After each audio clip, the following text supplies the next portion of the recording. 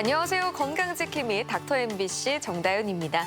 질환에 관한 다양한 궁금증 여러분의 입장에서 꼼꼼하게 짚어드리겠습니다. 전 세계적으로 고령층의 인구가 빠르게 증가하고 있고 특히 우리나라의 초고령 사회 진입 속도가 다른 나라에 비해 굉장히 빠른데요.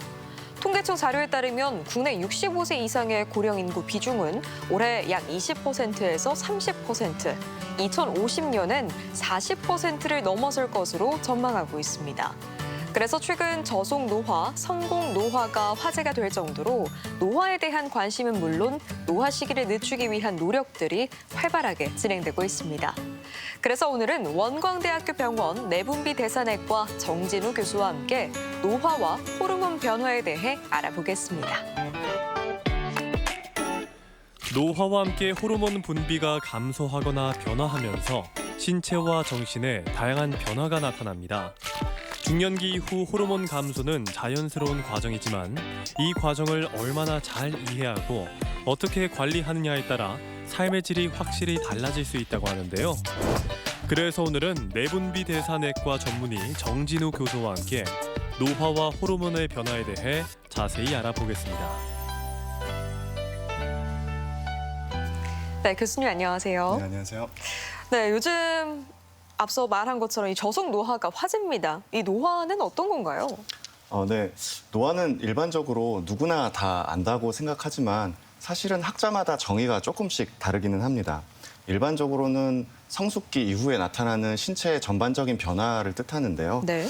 조금 더 엄밀히 말하면 신체와 구조와 기능이 점진적으로 이제 저하가 일어나고 예. 일정한 상태를 우리가 항상 유지하려고 하는 능력을 우리가 항상성이라고 하는데 이 항상성을 유지하려고 하는 능력이 점차 감소하기 시작합니다. 그러다 보니까 우리 몸의 회복 능력이 감소하고 어떤 암이라든지 심뇌혈관 질환, 당뇨나 혈압과 같은 이제 퇴행성 만성 질환이라든지 이런 것 같은 질병에 대한 감수성이 이제 증가하기 시작해서 네. 결과적으로는 생존 가능성이 점차 떨어지게 되는 것을 우리가 노화라고 합니다. 그래서 우리가 일반적으로는 근육량이 감소하고 사고 속도가 떨어지고 기억력이 저하되고 여성에 있어서는 폐경이 일어나고 이런 시간 순서에 따른 노화를 우리가 보통의 노화라고 하는데요. 네. 이런 연령에 따른 생리적인 변화가 최소인 사람들, 이런 사람들의 노화를 가리켜서 성공적인 노화라고 하는데 어찌 보면은 요즘 유행하는 저속 노화라는 용어와도 일치한다고 볼 수 있습니다. 이 저속 노화 정말 최근에 많이 들어본 것 같은데 노화의 원인과 과정은 어떻게 되나요? 네, 그 노화의 원인은 어떤 하나의 과정으로 설명하기보다는 여러 가지 어떤 생물학적 요인들이 복합적으로 일어나는 다인자 과정이거든요. 네. 우리가 흔히 말하는 노화의 표지들이 그 핵심인데 쉽게 설명하면은 어떤 인체의 가장 작은 단위인 이제 유전자부터 설명을 드리면은 유전자는 어떤 세포의 설계도와 같은 역할을 하는데 이 유전자의 오류가 자주 생기게 되고요. 예. 또 유전자보다 큰 단위인 염색체 끝에는 텔로미어라는 분열을 거듭할수록 닳아 없어지는 그런 마모 캡 방지 캡 같은 게 있거든요. 네. 그래서 세포가 분열을 거듭할수록 이 텔로미어가 좀 닳아 없어지게 되고 그러다 보니까 유전자 스위치가 정상적으로 작동하지 않을 때가 있고 그러다 보니까 손상된 단백질이 제대로 처리가 되지 않을 때가 있고 그러면서 조금 더 큰 단위인 이제 세포 안에 미토콘드리아라고 하는 어떤 에너지 공장이 있는데 네. 에너지 공장도 이제 쇠약해지고 또 더 이상 분열하지 않는 노화세포가 주변 조직으로 이제 염증 물질을 이제 보내기도 합니다. 이렇게 되면은 만성적인 염증에 이제 노출되게 되고 또 이제 세포 단위로 보면은 줄기세포는 우리가 피부라든지 연조직이라든지 다양한 분화가 가능한 것이 줄기세포라고 하는데 네. 이 줄기세포가 고갈이 되고 점차 세포 간의 통신 자체도 좀 어려워져서 결과적으로는 작은 스트레스에도 우리가 균형을 회복하기가 어려워지는 그런 일이 발생합니다. 근데 중요한 점은 이 모든 과정들이 호르몬이 이 표지자들의 어떤 직접적으로 혹은 간접적으로 조정할 수 있는 조정자로서의 역할을 하는데요. 내분비 신호의 리듬과 균형이 유지가 잘 되면은 네. 같은 손상이라고 하더라도 회복이 빠르고요. 반대로 리듬이 깨져서 이게 회복이 안 되면은 이런 노화의 표지들이 증폭되게 됩니다. 그래서 이 시간은 호르몬 조절의 측면에서 노화를 이야기해 볼까 합니다. 네. 노화가 진행이 되면 사실 전반적으로 호르몬에 어떤 변화들이 생기는지도 좀 궁금하거든요. 네, 대부분의 호르몬은 이제 20대까지 성장기라고 하면은 이제 20대를 지난 30대가 되면서 한 매년 전반적인 호르몬이 한 1% 정도 감소한다고 알려져 있습니다. 그래서 그 결과로 어떤 신호의 리듬이라든지 아까 말씀드린 그런 피드백 과정이 점점 이제 무너지게 되고요. 그 결과 위에서 지휘하는 뇌하수체의 신호나 말단 장기의 어떤 분비, 뭐 세포 수용체의 어떤 민감도가 이제 변화하게 되고 모두 조금씩 그런 과정들이 떨어지면서 젊었을 때는 어떤 선명하게 느껴지는 그런 신호가 호르몬 신호가 예. 나이가 들수록 조금씩 느려지고 흐릿한 신호로 이제 바뀌게 됩니다. 그래서 이런 다양한 기관에서 호르몬 분비가 감소하고 또 받아들이는 말초 조직에서도 이제 수용성 이제 감수성이 감소하면서 반응이 이제 감소하게 됩니다. 네. 여성의 경우에는 이제 폐경을 겪잖아요. 폐경 후에 몸의 변화들도 많이 달라지는데 호르몬 변화 때문이라고 볼 수 있을까요? 네, 맞습니다. 그 폐경은 난소에서 이제 대표적인 여성 호르몬인 에스트로겐 그리고 프로게스테론이 분비가 급격하게 감소하는 사건이 폐경인데요. 예. 이때 시상하부에서 그 성선 자극 분비 호르몬 리듬이 좀 달라지고 뇌하수체에서는 아까 말씀드린 그런 호르몬을 이제 자극하는 난포 자극 호르몬이라든지 황체 형성 호르몬 이런 이제 분비가 뚜렷하게 상승합니다. 성선을 계속 자극하기 위해서죠. 여성 호르몬 부족하니까 계속 만들어라라고 뇌하수체에서 신호를 보내지만 아무래도 난소에서는 그런 반응이 이제 떨어지는 거죠. 폐경 이후에는. 이 에스트로겐이 여성에서 신체 대사에 많은 역할을 하는데요. 네, 그렇죠. 여성의 어떤 에너지, 지방, 뭐 당 대사, 면역 기능이라든지 골 대사를 폭넓게 조절하는데 그 작용이 줄면은 에너지 소비가 감소하게 되고 지방 축적이 늘어나게 되고 말초의 어떤 아까 말씀드린 인슐린 저항성이라든지 지질 대사 이상 그리고 염증 반응의 이제 변화를 일으키게 됩니다. 대표적인 예로 이제 골 대사가 있는데요. 네. 뼈에서는 에스트로겐이 하는 역할이 굉장히 많습니다. 그래서 그래요? 뼈에는 파골세포라고 하는 그 오래된 뼈를 이제 갉아먹는 세포가 존재하는데 에스트로겐이 그거의 어떤 브레이크 역할을 하고 있거든요. 그래서 골 밀도를 어느 정도 유지하는 그런 역할을 하는데 아무래도 에스트로겐이 폐경 후에는 급격히 감소하다 보니까 골 흡수를 억제하는 그 브레이크가 풀려버리게 됩니다. 그러다 보니까 골 밀도가 빠르게 감소하고 골절에 대한 위험성이 이제 높아지게 됩니다.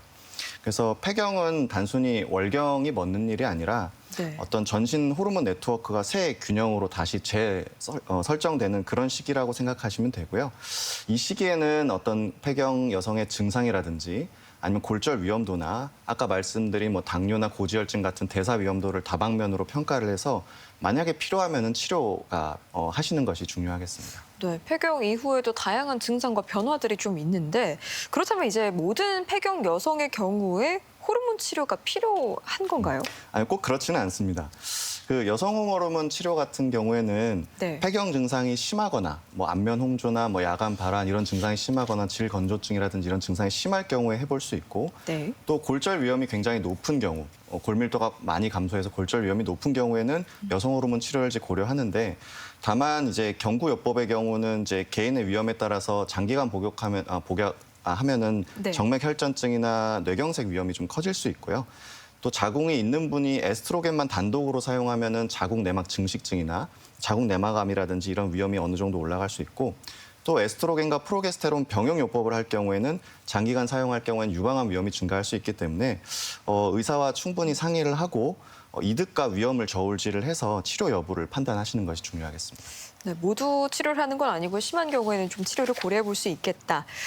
최근에 또 남성 갱년기에 대한 관심이 높아지고 있어요. 남성 갱년기 뭐 질환인가요? 아니면 생리학적 변화인 건가요? 네, 엄밀히 말하면은 남성 갱년기라는 용어는 대중어이고 의학 용어는 아닌데요. 예. 남성도 여성과 마찬가지로 나이가 들면서 1차적으로는 테스토스테론을 분비하는 정소의 기능이 이제 감소하기 시작합니다. 네. 그러다 보니까 뇌하수체에는 정소에서 테스토스테론을 생산하라고 끊임없이 신호를 보내기 위해서 이런 이제 황체 형성 호르몬의 농도가 증가하긴 하지만 나이가 점점 들수록 그 농도나 어떤 일중 변동이나 박동 강도가 이제 감소하기 시작해서 결과적으로는 이제 노화가 진행되면 그런 호르몬이 모두 이제 감소하게 되는데요.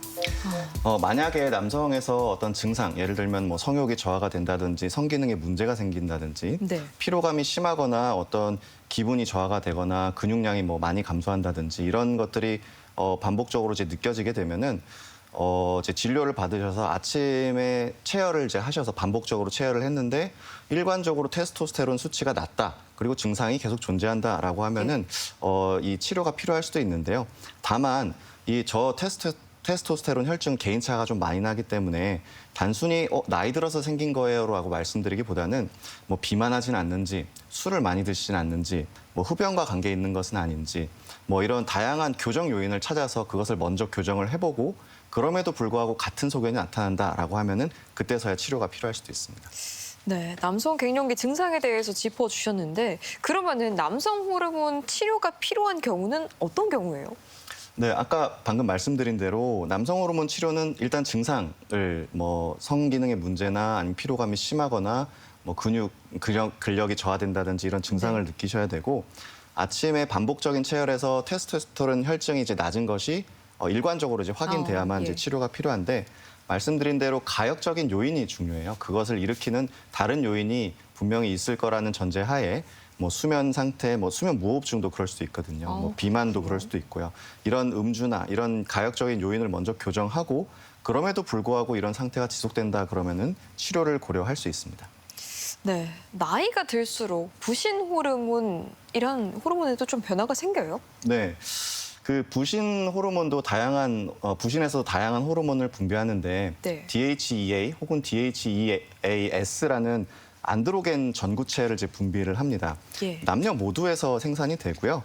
일종의 젊음의 호르몬이라고도 불리는데 네. 이 스트레스 적응하는 데 도움을 주고 또 면역 기능을 조절하는 데 도움을 주고 또 기분이나 활력감을 증진시키는 데도 도움을 줍니다. 근데 이 DHEA라는 호르몬은 혈액을 타고 돌다가 근육이나 지방과 같은 말초 조직에 그 필요에 따라서 필요하면은 에스트로겐, 필요하면 테스토스테론 이렇게 바뀔 수가 있거든요. 성호르몬으로 현지 변환되기 때문에 정소, 난소 외에도 성호르몬의 일부를 담당한다고 생각하시면 됩니다. 그래서 다시 말해서 이런 부신이 만든 DHEA라는 안드로겐 전구체 때문에 말초에서 성호르몬으로 이제 현지 변환되면서 남성도 에스트로겐을 생산할 수 있고요. 여성도 일부 테스토스테론이 만들어질 수 있습니다. 그렇군요. 그래서 이 나이가 들면서 남녀 모두 이 DHEA라는 이제 호르몬이 점차 감소하게 되는데요. 그 남성이 이제 나이가 들면서 아까 말씀드린 대로 정소 기능이 떨어지면서 테스토스테론도 이제 감소한다 그랬잖아요. 또 여성은 폐경으로 에스트로겐도 이제 떨어지고요. 맞아요. 근데 이때 중요한 것은 어떤 호르몬의 절대 수치의 급감보다는 호르몬 비율의 변화가 발생하는데요. 그 요즘 말하는 애견남, 뭐 테토녀 이런 것도 좀 유사하다고 볼 수 있죠. 그래서 그 남성에서는 테스토스테론이 줄어들게 되는데 또 상대적으로 부신에서 기원해서 이제 말초에서 여성 호르몬으로 변환하는 그런 에스트로겐의 비중이 좀 증가하게 됩니다. 또 내장 지방이 늘어나게 되면서 테스토스테론에서 에스트로겐으로 이제 전환되는 비율도 늘어나게 되고요. 그러다 보니까 어떤 신체적으로는 뭐 유방 비대가 생길 수도 있고 체지방이 늘어나고 체모도 감소하고 네. 또 성격이 이제 나이가 들면서 점점 부드러워지고 또 눈물도 많아지고 또 내향적이 되고 이렇게 약간 이제 여성성이 조금 더 이제 증가되기 시작합니다. 그에 반해서 여성 같은 경우에는 네. 폐경은 에스트로겐이 급감하는 사건이라 그랬잖아요. 맞아요. 부신에서도 DHEA가 감소하긴 하지만 이 폐경의 에스트로겐이 급감하는 것만큼 감소되지는 않거든요. 그러다 보니까 어떤 상대적으로 이제 말초에서 테스토스테론으로 이제 전환되는 비율이 어느 정도 보존돼 있는데 그러다 보니까 여성이 이제 나이가 들게 되면서 신체적으로는 이제 목소리 변화가 일어날 수 있고 정수리에 어떤 모발이 가늘어지고 탈모가 생길 수도 있고요. 또 성격적인 면에서는 이제 보통 할머니들이 이제 집에서 좀 사회적인 비중이 점점 힘이 더 커지잖아요. 네, 또 실제로 이제 밭에 나가서 일을 하시더라도 네. 더 힘을 더 많이 쓰기도 하시고. 그렇죠. 그래서 이러한 변화들이 이제 보이는데 이는 이제 원만한 생리적인 변화라고 생각하시면 됩니다. 뭐 성호르몬, 부신 호르몬, 성장 호르몬의 감소가 고령층의 뼈와 근육에도 영향을 미치나요? 네, 그 이러한 성호르몬, 뭐 성장 호르몬, 부신 호르몬 이런 변화가 점차 감소가 되는 그 변화가 동반되면서 노화에서 가장 눈에 띄는 변화가 바로 근육량이 감소하고 예. 지방량이 이제 증가되는 겁니다. 이 그림에서 보시는 것처럼 팔다리가 굉장히 가늘어지고 네. 복부 지방이 늘어나면서 이제 복부 비만 형태로 이제 오시게 되죠. 또 이 미토콘드리아 기능 자체도 감소하면서 근육의 어떤 품질도 감소하게 됩니다. 근육의 지구력이나 회복력이 이제 감소하게 되죠. 특히 여성에서는 에스트로겐 감소가 골다공증 위험을 굉장히 많이 높이고요. 그러다 보니까 이런 다양한 변화가 동반되면서 근육과 뼈가 동시에 약해지는 상태가 발생하는데 이걸 우리가 골 감소 혹은 이제 근 감소증이라고 합니다. 결국 이는 낙상이라든지 골절의 위험을 이제 높이고 회복이 더뎌지게 만드는 좀 위험한 요인이 되기도 하죠. 또 하나 궁금한 게 나이가 들면 갑상선 기능에도 변화가 생기나요? 네, 맞습니다. 나이가 들면서 갑상선 기능도 서서히 약해지는데요. 네. 우리 몸의 이제 뇌하수체에서는 갑상선 기능이 약해지다 보니까 나이가 들면은 뇌하수체는 갑상선 호르몬이 부족하네. 그럼 갑상선 호르몬을 더 생산해라고 해서 갑상선을 자극하는 호르몬이 나이가 들면 조금씩 더 이제 증가하게 됩니다. 그래서 건강한 노인한테도 이 갑상선 자극 호르몬 TSH라는 호르몬이 네. 점차 이제 올라가는 경향이 보이는데요.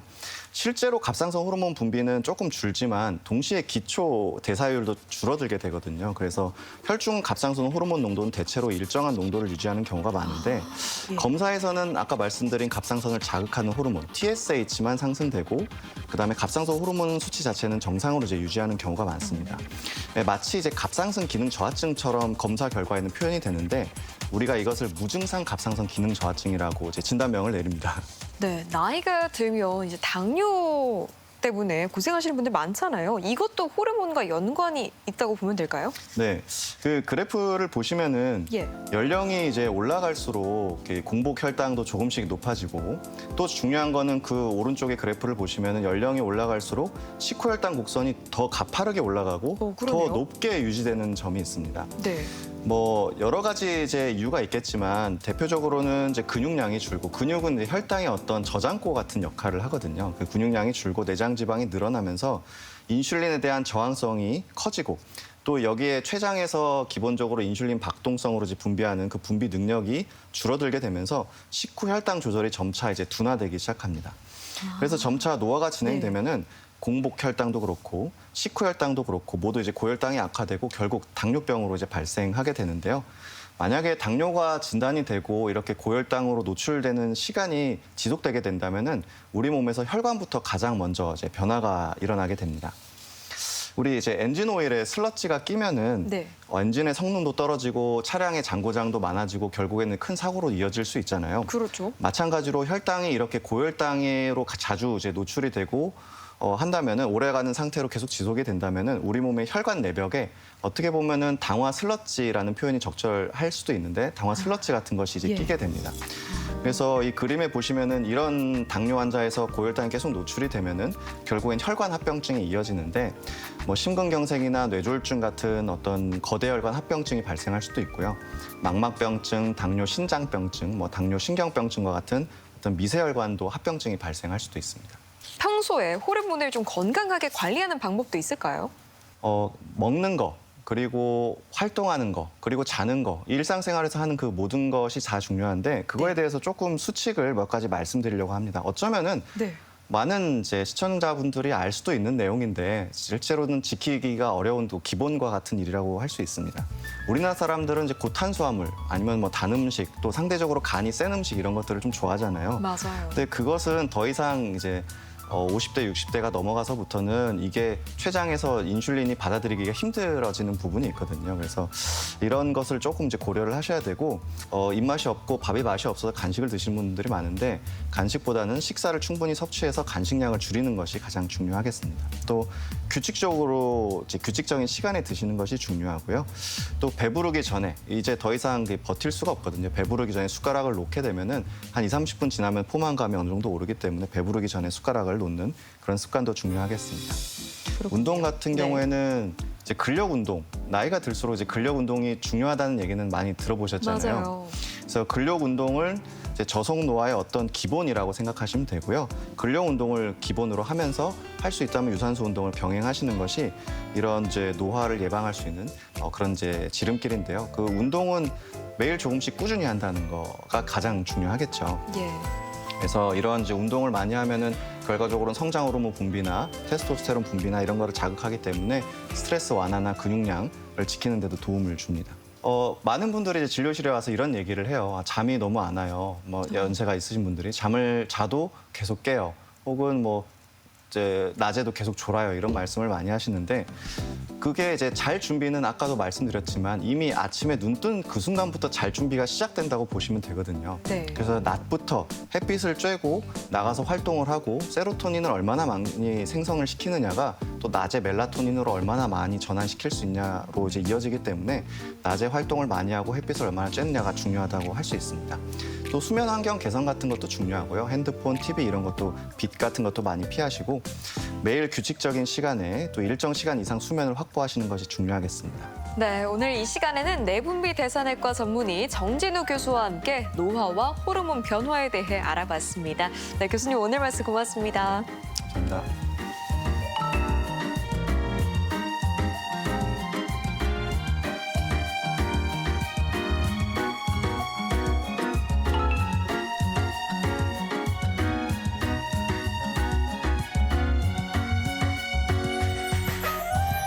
최근 코로나19와 독감이 유행하면서 마스크를 착용하는 분들이 많은데요. 마스크 감염 예방에 효과적이지만 피부 자극과 호흡기에 불편함을 초래할 수 있기 때문에 올바른 착용과 관리가 중요합니다. 먼저 마스크를 착용할 때는 먼저 손을 깨끗하게 씻고 얼굴과 마스크 사이에 틈이 생기지 않게 입과 코를 완전히 가리는 것이 중요합니다. 그리고 수건이나 휴지를 마스크에 덧대어 사용할 경우에는 밀착력이 떨어지면서 마스크의 기능도 감소할 수 있습니다. 또 장시간 마스크 착용으로 호흡곤란, 어지러움, 두통 등 이상 반응도 발생할 수 있기 때문에 개인 공간에서 마스크를 벗고 휴식을 취한 뒤에 다시 마스크를 착용하는 것이 좋겠죠. 그리고 이 밖에 건강과 관련해 궁금증이 있다면 전주 MBC 홈페이지에 언제든지 질문 남겨주시기 바랍니다. 닥터 MBC가 여러분의 궁금증을 풀어드리겠습니다.